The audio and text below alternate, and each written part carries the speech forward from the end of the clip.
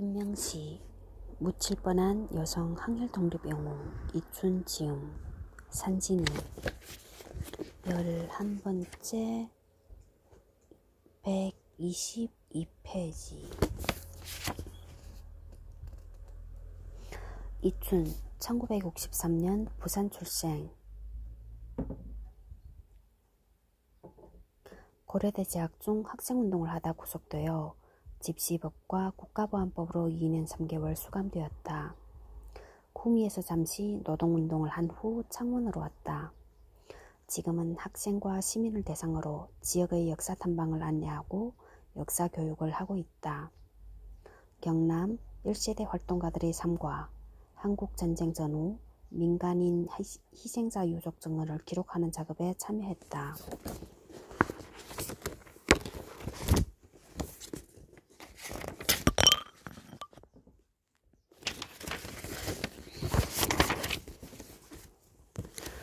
참고문헌 393페이지 논문 및 자료. 김행선, 조선민주애국청년동맹의 노선과 제2차 미소 공동위원회 추진운동.国史馆论业论총인가? 제103집 2003. 남하숙 여장군 김명시의 생애. 여성 2호 1988. 노천명 팔로군에 종군했던 김명시 여장군의 반생기. 신천지 1946년 3월호. 박헌영 죽음의 집. 조선의 감옥에서. 멋부릴 길 1929. 여민호 조선 A영군 역사 비평 1994년 가을호 역사문제연구소. 윤성효 드디어 찾은 백마탄 여장군 친족. 그동안 숨기고 살았다. 오마이뉴스 2019년 8월 21일. 윤성효 빨갱이 영웅 만드냐 비난해도 김명시 장군 서운 이끈 이 사람. 오마이뉴스 2022년 8월 13일.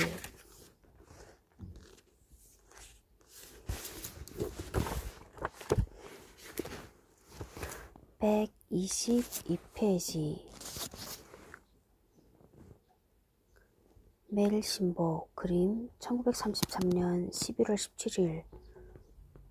旁听禁止里耶金命石等审理朝贡事件续行公判. 기사 제목은 방청. 금지리에 김명시 등 심리 조공사건 속행 공판이다. 김명시 등 심리 조공사건 속행 공판. 조선 단일공산당 사건의 김명시 등 7명에 관한 분리심리는 11월 15일 오후 1시부터 신의주 지방법원에서 국지 GD 재판장 주심, 죽석, 주시, 총본, 종본, 양 판사 배석, 곡전, 고티엔 검사 2회 아래 방청 금지로 개정되어 2시 반 다시 휴정되었는데 피고들은 오전 공판 시 주장대로 합동심리와 대표자 답변의 형식을 취하지 않는 한 일체 재판장의 물음에 응답하지 않은 듯하다. 그리고 16일에 계속하여 심리를 진행할 예정이었으나 무기한 연기되었다. 1933년 11월 17일자 매일신보. 신문기사를 종합해보면 재판장은 치안 염려가 있다고 방청 금지를 선언했다. 단일조선공산당 사건 피고인 김명시 일행은 오전 공판에서 합동심리와 대표자 답변을 요구했다. 오후 공판에서 그 요구가 받아들여지지 않자 재판장의 질문에 일체 답하지 않았다. 이에 재판장은 경찰의 조사만으로 재판할 수 있다고 으름장을 놓았다. 여기에 흥분한 김명시는 긴급을 연호하고 피고의 의견을 무시하는 재판장을 공격했다. 이어 모든 피고가 함께 항의해 법정이 순식간에 소란스러워져 2시 반에 휴정했다. 16일에도 계속 심리를 진행할 예정이었으나 무기한 연기되었다는 것이다. 김명씨 법정 투쟁은 결심 공판에서도 이어졌다. 48, 123페이지 48 동아일보 1933년 12월 14일. 이때도 심리를 거부해 재판부가 일방적으로 결과를 선고했다.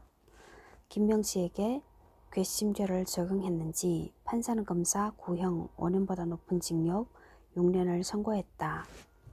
게다가 예심 기간이 징역에 포함되지 않아 7년을 옥중에서 보냈다. 1934년 1월 10일 동아일보는 김명씨가 공소권을 포기하고 기결수로 형무소 식당에서 일한다는 소식을 전한다. 이처럼 김명씨는 일본 제국주의 법정에서 비타협 저항 정신으로 시종일관 투쟁했다. 49 123페이지 49 1933년 11월 27일 조선중앙일보 여운형 사장 11월 17일 조선일보 12월 14일 조선중앙일보 12월 4일 동아일보 1934년 1월 10일 동아일보 124페이지 신해주 형무소 25부터 32살까지 나의 젊음이란 25부터 32살 7년 25, 32살 완전히 옥중에서 보낸 셈이지요. 50 124페이지 50 연재물 여류혁명가를 찾아서의 김명씨 여사편 독립신보 1946년 11월 21일에 실린 내용 1932년 5월 25세의 나이로 구속된 김명씨는 신해주 형무소에서 꼬박 7년을 살았다. 혈기왕성한 청춘을 형무소에서 보낸 셈이다. 신해주는 철교를 건너면 바로 만주로 가는 관문이라 독립운동가들의 왕래가 잦은 지역이었다. 당연히 사상관계 구속자가 많을 수밖에 없었다. 원래는 이곳에서 재판을 받더라도 기결수가 되면 평양 형무소로 이감되었으나 평양도 연일 들어오는 정치범으로 터져나갈 지경이었다. 그래서 김명씨를 비롯한 홍남표와 조봉암은 모두 신해주 형무소에서 수용 생활을 했다. 조봉암은 감옥이란 문자 그대로 생지옥이었다며 수유고생이 제일 컸다고 했다. 그는 신해주의 혹독한 추위에 거의 무방비 상태인 옥살이로 손가락 7개를 잃었다. 김명씨도 동상에 걸려 추록 후에도 겨울이면 약을 바르곤 했다고 한다. 김명씨가 감옥에 있는 동안 조선은 완전 전시체제로 돌입했다. 일제가 1931년 만주사변에 이어 1937년 중일전쟁을 일으킨 것이다.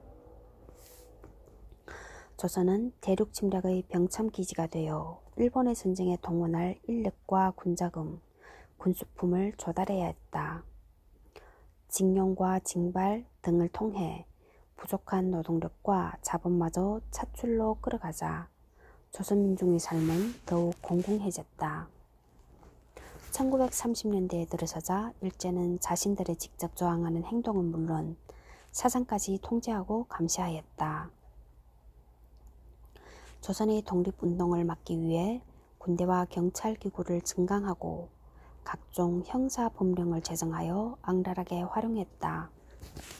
1936년 조선사상법 보호관찰령 이후 보호관찰령으로 줄였음과 1941년 조선사상법 예방구금령 이후 예방구금령으로 줄였음은 이런 의도가 반영된 대표적인 악법이었다.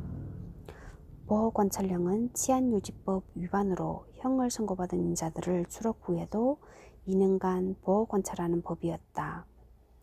독립운동가나 사상범의 거주와 여행, 통신의 자유를 제한하여 감옥처럼 지속적으로 감시하고 규제하는 반인권적 제도였다. 1939년 김명씨가 출소할 때는 39년에 출소? 32살 39년 그러면 7년이니까 32년에 감옥에 들어갔네. 그 법이 더욱 엄격하게 적용되었다. 김명씨와 비슷한 시기에 출소한 조봉암과 홍남표조차도 꼼짝할 수 없었다. 조봉암은 인천에 내려가 수년간 미강조합에서 일했다. 홍남표도 경기도 양주에 응거해야 했다. 그리고 과거 조선공산당 인사들을 만난다고 예방 구금령으로 잡혀가 감옥에서 해방을 맞이했다. 그러나 김명씨는 이 같은 감시와 폭압에도 굴하지 않고 더 위험하지만 강력한 투쟁을 결심하고 그것을 실행에 옮겼다. 김명씨의 생애를 탐구한 워싱턴대 남화숙 교수는 가장 용감하고 가장 치열하게 한 지혜의 흐트러짐 없이 민족을 위한 형극의 길을 걸은 여성이다. 주의나 노선을 논하기에 앞서 우선 그녀의 치열한 투쟁 정신과 민족의 앞에 머리를 숙이지 않을 수 없다고 말한다. 51, 125페이지 51 남화숙 여장군 김명씨의 생애 여성 2호 1988 3장 김명씨 장군의 항일무장투쟁 1939년 팔로군 합류 1945년 해방八路军에 총진했던 진명시女将军의 반성지 로천 어릴 때 얼굴이 좀 길쭉하고 미인 합감하네. 여기 눈썹에서 코까지가 좀 길구나.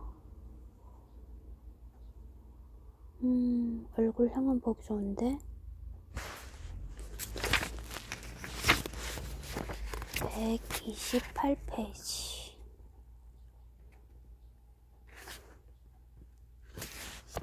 3장 김명씨 장군의 항일무장투쟁 1939년 팔로군 합류 1945년 해방 항일무장투쟁 129페이지 팔로군 종군 131페이지 무정장군 133페이지 조선의용대 대장 김원봉 135 조선의용대의 북상항일 138 화북 조선청년연합회 139 호가장 전투 143 호가장 전투의 순국사열사 146 1942년을 기억하라 150 1945년 5월 반수탕전 152 조선의용군의 선전사업 156 독립동맹원의 생활 158 여성 조선의용군 생활 161 적구 공작을 통한 의용군의 확대 163 최후의 일가까지 165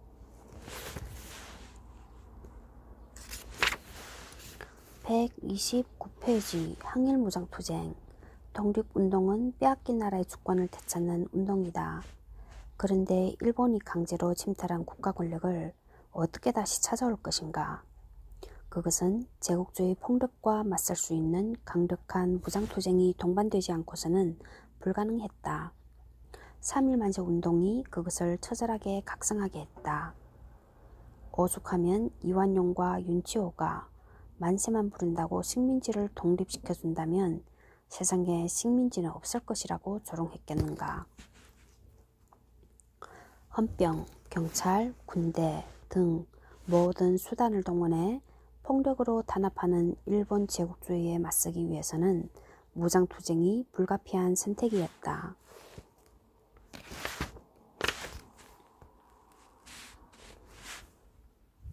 무장투쟁을 수행하기 위해 구한마을 부자들에게 A병의 군자금도 걷어오고 1910년대 유해영 선생 일가가 전 재산을 바쳐 중국 간도에 독립군 양성소도 만들었다. 그러나 간도 참변과 같은 일제의 폭압으로 독립군 근거지가 되었던 조선족 마을이 초토화되었다. 이런 온갖 어려움에도 불구하고 항일무장투쟁을 이어가고자 끊임없이 모색했던 이들이 있었다. 이들은 공동의 적인 일본 제국주의와 싸울 수 있는 모든 세력과 연대했다. 러시아 연해주가 조선의 독립운동에 우호적이면 그곳에 둥지를 틀었고, 러시아 혁명 세력이 민족 해방운동에 지지와 성원을 표시하면 그들이 도움을 받았다. 중일 전쟁이 일어나 중국 국민군이 일본과 싸우면 기꺼이 중국인과 함께 중국혁명에 참여했다. 김명시가 7년간 신의주 감옥에 있으면서 내린 담대한 결정은 항일무장투쟁이었다. 오빠와 선배 활동가들의 도움으로 모스크바에서 공부했던 김명시는 코민테른 지시에 따라 상해로 파견되었고, 조선공산당 재건을 위해 국내로 잠입했었다. 이제는 누구의 지시나 지도도 받을 수 없고 홀로 외로운 형편에서 온몸을 내던지는 엄청난 결단을 한 것이다. 김명진은 일본군과 가장 치열하게 전쟁을 치르는 중국 팔로군을 선택했다.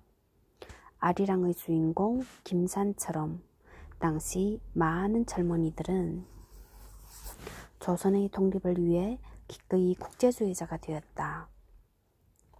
그렇지만 여성의 몸으로 그 험한 물리적 장애와 편견을 다 극복하며 독립운동에 참가한 예는 손에 꼽을 정도로 찾기 어렵다. 더구나 여성들도 조선의용군에 많이 참여했지만 장군으로 불린 여성 지휘관은 김명시가 유일하다. 마산 출신 역사학자인 강만길 교수에게 식민지 시대 고향 마산이 배출한 인물을 들라면 누구이겠냐고 물었을 때 잠시도 망설이지 않고 만주벌판 휘달리며 일본군과 총으로 싸운 김명시다. 마산 독립운동사에 그를 가장 앞에 세워야 한다고 했던 이유가 여기에 있다. 1. 130페이지 허정도 여장군 김명시 도시의 얼굴들 GNU 2018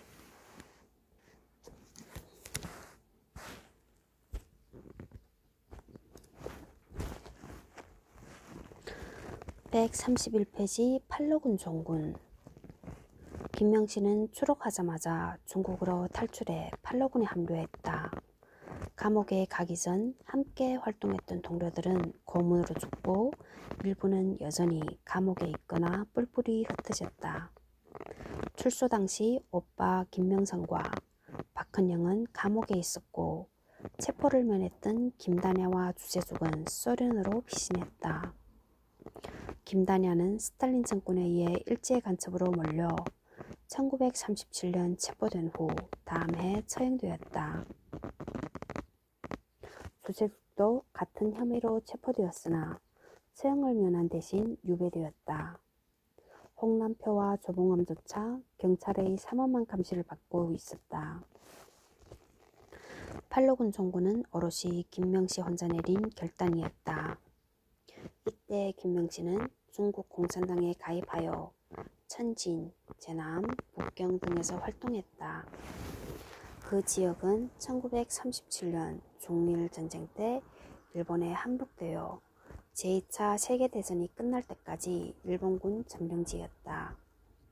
적의 점령지에서 선전활동을 하며 적 후방에서 조직을 만들고 투쟁한다는 것은 생명을 내건 모험이었다.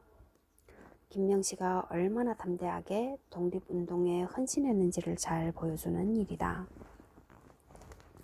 이쯤 연안의 팔로군 포병사령관이던 무정은 가장 신뢰했던 옛동지 김명시를 찾으려고 애쓰고 있었다. 항일투사들은 개인의 신병과 조직 보위를 위해 변성명과 변장을 하고 다녔다.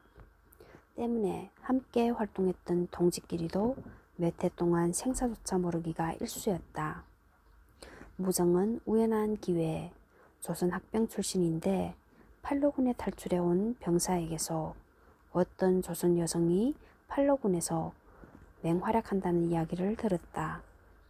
혹시나 하는 마음에 인상착의를 물어보니 키가 자그마하고 겨울이면 동상으로 발에 약을 바르더라고 했다. 그 말을 들은 무정은 김명씨라고 확신하고 밀사를 보냈다. 천진에 있던 김명씨는 무정의 연락을 받고 연안으로 출발했다. 132페이지 2. 해외 투쟁의 혈극사. 김명씨와의 인터뷰. 국민보. 하와이 독립운동가들이 발행한 신문. 1946년 7월 17일에 기초에 작성. 태양산 가는 길은 나귀로만 이동할 수 있는 협곡이었다. 몇 날 몇 밤을 산으로만 가는 어지 중의 어지였다. 김명씨는 도중에 팔로군이 조선 합병을 부르는 우리말 구어를 발견했다. 토벌을 가는 길은 도망하기에 가장 좋은 기회다. 어디로든지 빠져나와 우리에게도 오너라. 너희를 맞을 준비가 다 되어 있다. 태양산 오지에 쓰인 우리말을 보고 김명씨는 공연히 눈물이 쭉쭉 흘렀다고 했다. 3. 132페이지 3. 노천명. 팔로군에 종군했던 김명씨 여장군의 반생기. 신천지 1946년 3월호. 김명씨는 무정과의 해호를 이렇게 표현했다. 마침내 무정동무를 만났을 때 죽은 줄만 알았던 동지가 16년 만에 눈앞에 나타나니 말은 막히고 다만 이름할 수 없는 눈물이 앞을 가리었다. 해방 후 신문기사에는 김명씨가 온몸이 혁명에 젖어 있는 듯 보였다고 나오지만 그의 인터뷰나 연설문에는 눈물이란 단어가 자주 보였다. 피로 얼룩진 투쟁에 피눈물이 어찌 없었겠는가. 133페이지 무정장군. 무정의 본명은 김병희이다. 그는 크지 않은 키, 딸낸 체격, 작고 날카로운 눈매, 두려움이라고는 모르는 거친 성격의 소유자였다고 한다. 해방 후 조선의용군 출신 독립운동가들이 대부분 북한에 있고 거의 유일하게 남쪽에 내려온 김명씨는 연안에서의 항일무장투쟁 이야기 때마다 무정장군을 자주 언급했다. 그는 1904년생으로 함경도 경성 출신이다. 15세 때 3.1 만세운동에 참가한 것이 혁명운동의 출발점이었다. 경성 중앙고보에 다니면서 수차례 항일운동에 나섰다가 체포되어 고문당한 후유증으로 1923년 학교를 그만두었다. 바로 그해 압록강 건너 만주를 지나 북경으로 갔다. 조선 독립을 위해서는 결국 무력항쟁을 해야 한다는 신념으로 1924년 북방군관학교에 입학해 포병과를 졸업했다. 학교 재학 시절부터 그의 군사적 재능은 발군이었다고 한다. 무정, 오딩이라는 별명도 군벌과의 전투에서 그가 공을 세우자 중국인 상관이 지어줬다는 이야기가 전한다. 졸업 후 중국 포병대위에 임명되고 약관 22세에 포병 중좌가 되었다. 중국군에 복무하던 그는 군벌의 무분별한 횡포와 국민당 정부의 무능, 부패에 실망해서 1925년 중국 공산당에 가입한다. 장개석이 군벌을 향해야 할 총구를 공산당으로 돌리자 그는 국민당 군대를 떠났다. 1927년 장개석이 공산당을 탄압하면서 그에게도 체포령이 떨어졌다. 무정은 지하공작을 전개하다가 부창에서 국민당 군대에 체포되어 사형당할 위기를 맞았다. 그의 소식을 접한 1만여 명의 중국 학생들이 무정 즉시 석방이라는 구호를 내걸고 대규모 백색 테러 반대 시위를 벌였다. 그 덕분에 그는 구사일생으로 석방되었다. 그는 다시 1929년 상해 무장폭동의 주모자로 체포되어 2달 동안 영국 조계지 감옥에 수감되었다. 석방 후 그는 곧장 중국 소비에트 건설기의 토지혁명에 참가하였다. 무정은 이 과정에서도 중국 공산군에 편입되어 중대장, 대대장, 연대장까지 승진하여 중국 공산당 군사위원회에 참석하게 된다. 파격적인 승진이었다. 그러나 장개석의 대공토벌 작전이 1930년 12월에서 1934년 10월까지 5차례 진행되면서 중국 공산당의 소비에트 지역은 국민당에 의해 모두 점령되고 말았다. 그 후 무정은 서금에서 연안까지 그 유명한 2만 5천리 장정에 참가한다. 중국 공산당은 1934년 10월부터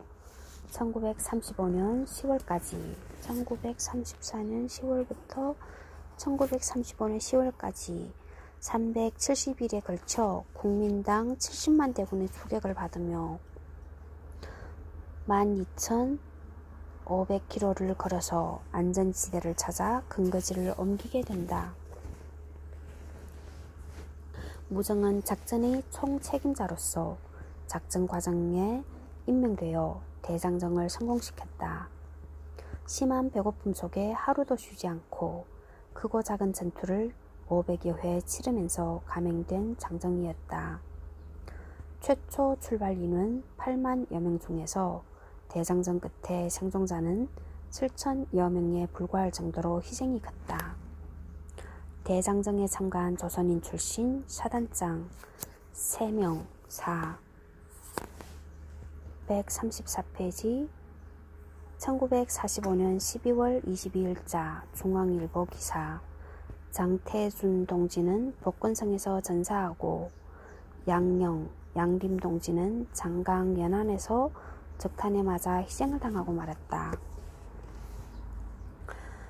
중에서도 무정만이 유일하게 살아남았다.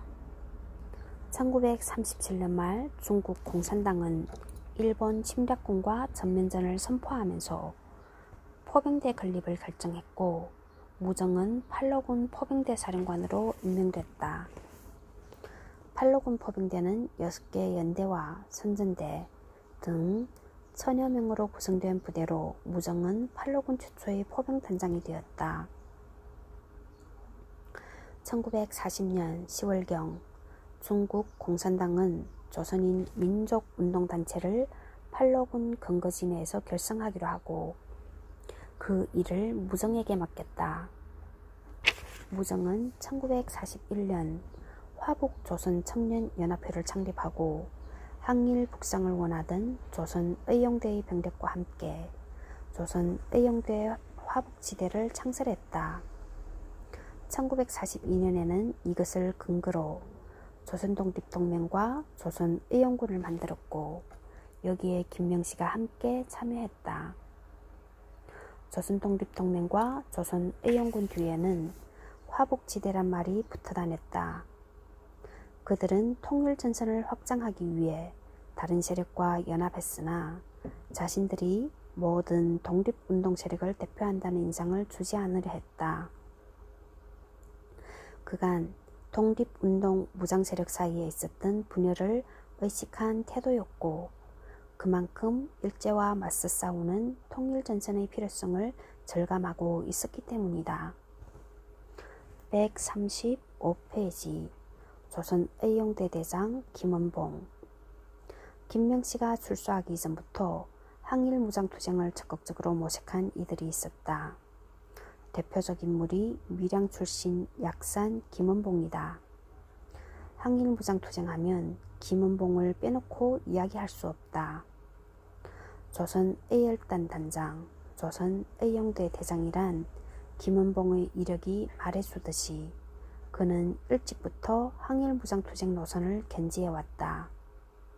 1920년대 조선의열단이 모체가 되어 1938년 조선의용대가 탄생했다.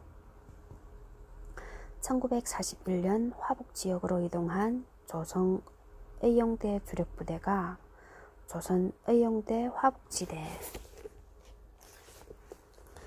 바뀌고 이것이 재편되어 조선의용군이 창설되었다.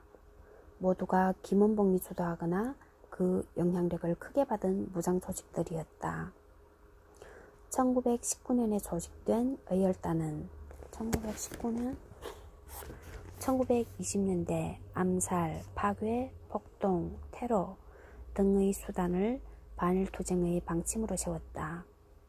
이들의 과감한 투쟁은 일제의 간담을 서늘하게 했을 뿐 아니라 조선 백성들의 가슴을 통쾌하게 만들었다.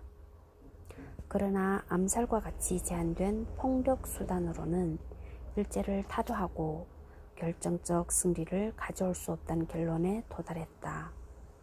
그리고 투쟁 방침을 받고 민족해방투쟁의 이론적인 학습과 군사기술을 갖춘 간부 양성에 힘쓰게 되었다.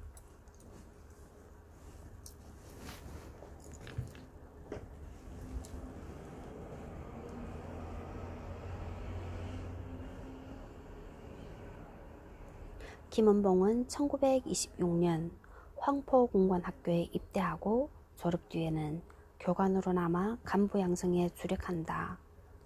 1931년 만주사변이 일어나 일본의 중국 침략 의도가 노골적으로 드러나자 중국 내 조선 독립운동가들은 이것을 항일투쟁의 적극적인 기회로 활용하고자 했다. 김원봉은 1932년 장개석의 지원을 받아 조선혁명군 사정치간부학교를 설립했다. 비록 중국 공산당 산하에 있었지만 이 학교의 설립 목표는 조선의 절대 독립과 만주국의 탈환이었다. 이 학교는 1932년부터 1935년까지 총 125명의 졸업생을 배출했고 그 우수한 군사 간부들의 조선의용대의 근간이 되었다. 이들은 험난한 독립운동의 이력을 가진 열혈 조선 청년들이었다. 조국의 독립과 밝은 미래를 위해 자기 한 몸 던지는 것을 두려워하지 않았다. 일본군이 20개 사단, 40만 명을 동원하여 중국 팔로군을 섬멸하고자 했지만 뜻을 이루지 못한 데는 시련 속에서 양성된 조선인 무장부대들이 선봉에서 싸운 도움이 컸다. 조선인들이 벌인 의열단과 한인 애국단의 희생적인 투쟁은 중국인들에게도 큰 충격과 감동을 주었다. 1932년 이봉창과 윤봉길의 의거 뒤 어느 중국인은 봄날 상해에서 거대한 폭탄으로 적을 섬멸하니 우리 사억 중국인을 부끄럽게 하는구나 라는 한시를 쓸 정도였다. 137페이지 5. 1930년대 익명의 중국인이 윤의사의 항일 의거를 칭송하며 쓴 한시다. 윤봉길 의사의 의거 이후 김구 주석이 펴낸 도의 실기에 수록되었고 윤의사의 사진 위에 새겨놓았다고 한다. 김원봉은 일제라는 공동의적을 타도하기 위해 중국과 조선이 연합할 이런 기회를 적극적으로 활용했다. 조선의용대는 1938년 10월 10일 무한에서 중국 국민당 정부의 지원을 받아 조선민족혁명당 6 137페이지 6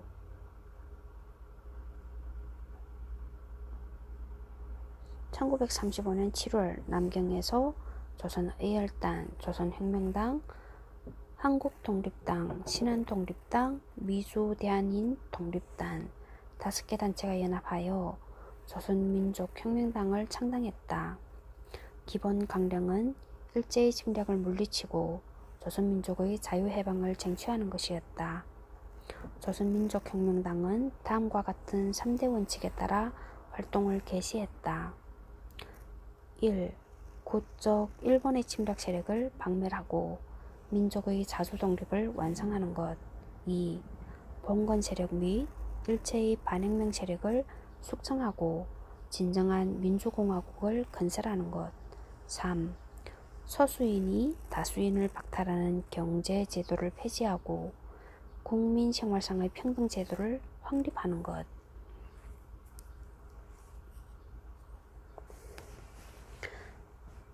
조선민족혁명당의 군사조직으로 결성되었다.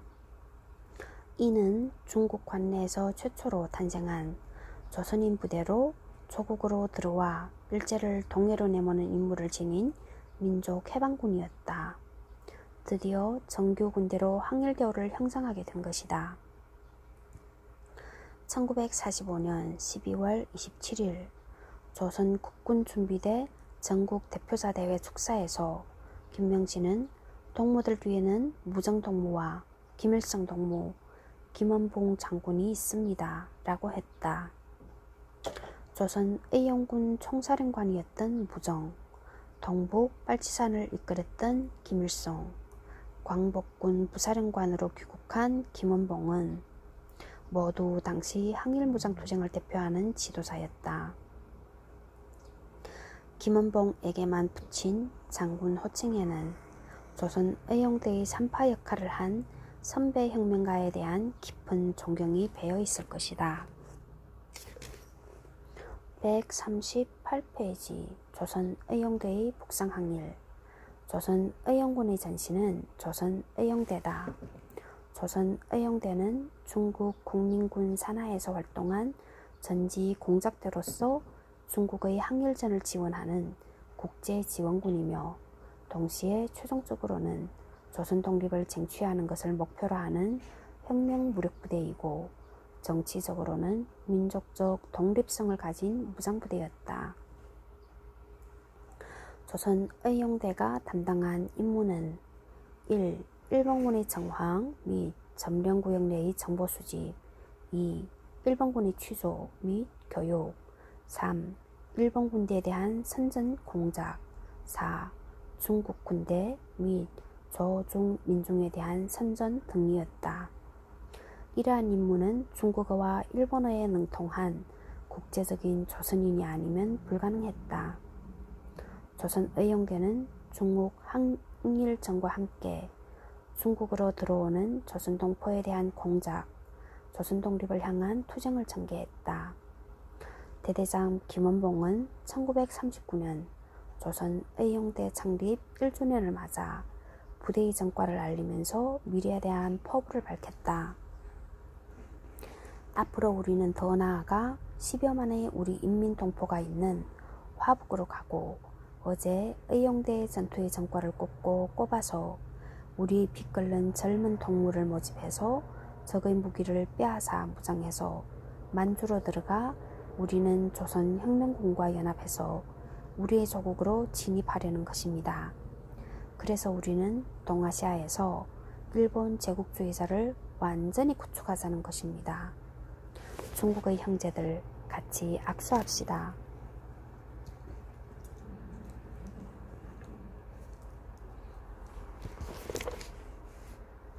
공고히 우리는 일본 제국주의를 타도하고 우리의 진정한 동아시아 행복의 국가를 건설합시다.